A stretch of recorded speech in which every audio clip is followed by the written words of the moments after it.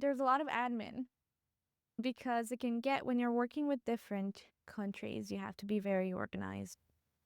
You need to keep in mind cultural awareness and time zones and all of these things. We have a lot of internal processes, to be honest, and we use a specific platform that we can track then the emails that we sent and the pitches that we sent and the responses that we received. So you need that to keep track of what you've done so that you can pick it up again maybe in a week or so. We normally track the published pieces. So we usually have a KPI for the total number of published pieces per quarter.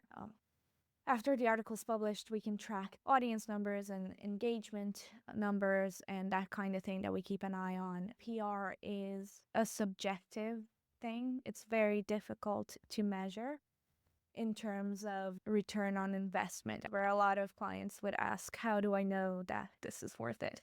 This is worth my money. And it is a subjective thing to measure. You'll be gaining more clients and people will know who you are.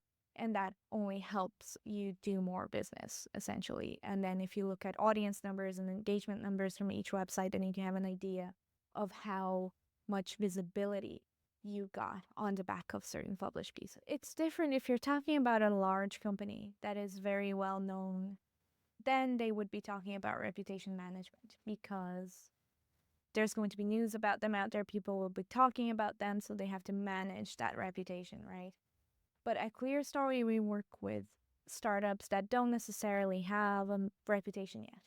So we're talking more about building the reputation and brand awareness from scratch, from sometimes zero or almost zero. So that's an opportunity then to really design how you want to be perceived and what you want your audience to know about you and to think about you.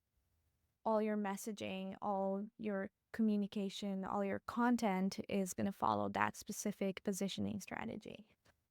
I suppose they can be proactive and reach out to media and put out content on social media about themselves, keeping a positive tone and showing the benefits of their services or their brand. But there's going to be some crisis management if it's a big company anyway. There's always going to be something. So I suppose it depends on the size and scale of the company. A regional campaign is definitely more targeted.